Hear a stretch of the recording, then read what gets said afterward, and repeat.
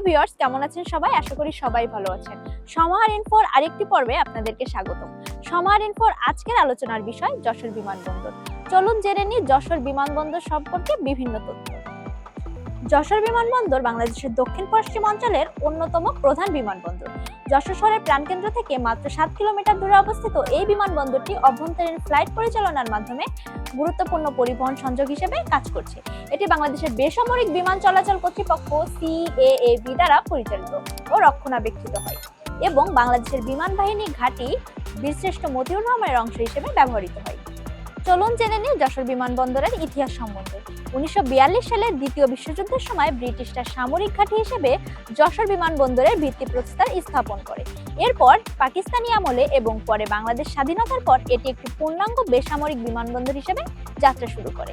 1960 সালে পিআইএ এর প্রথম যাত্রীবাহী ফ্লাইট চালু হয়, যা যশোরের আকাশপথের ইতিহাসের নতুন অধ্যায়ের সূচনা করে। চলুন জেনে নিই যশোর বিমানবন্দরের ফ্লাইট ও সংযোগের কিছু তথ্য।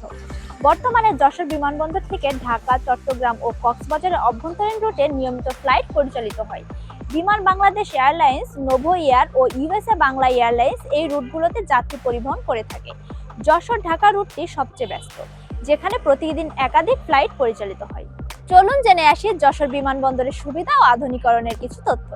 যাত্রীদের জন্য যশোর বিমানবন্দরে রয়েছে আধুনিক চেক ইন কাউন্টার, ব্যাগেজ দাবি এলাকা, নিরাপত্তা স্ক্যানিং ব্যবস্থা এবং আরামদায়ক লাউঞ্জ সুবিধা।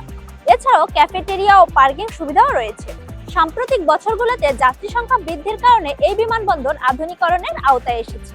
রানওয়ে সম্প্রসারণ, নতুন টার্মিনাল ভবন নির্মাণ এবং অত্যাধুনিক নেভিগেশন ব্যবস্থা স্থাপনের কাজ ইতিমধ্যে সম্পূর্ণ হয়েছে।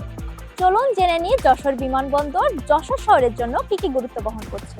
যশোর বিমানবন্দর শুধুমাত্র যাত্রী পরিবহনই নয়, বরং আঞ্চলিক অর্থনীতিরও চালিকা শক্তি। এটি দক্ষিণ পশ্চিমাঞ্চলের কৃষি ও ফুল চাষের জন্য পণ্য পরিবহন হিসেবে গুরুত্ব বহন করছে। পাশাপাশি এই বিমানবন্দর যশোর ও আশেপাশের জেলাগুলোতে পর্যটন ও ব্যবসাকে এগিয়ে নিতে সহায়তা করছে।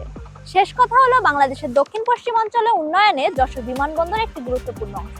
যাত্রী সেবা উন্নয়ন ও অবকাঠামোগত সম্প্রসারণের মাধ্যমে এটি একটি বৃহৎ পরিসরে ভূমিকা রাখছে। যশোর বিমানবন্দর শুধু একটি পরিবহন কেন্দ্র নয়, বরং এটি অঞ্চলের অর্থনৈতিক ও সামাজিক উন্নয়নের অন্যতম হাতিয়ার।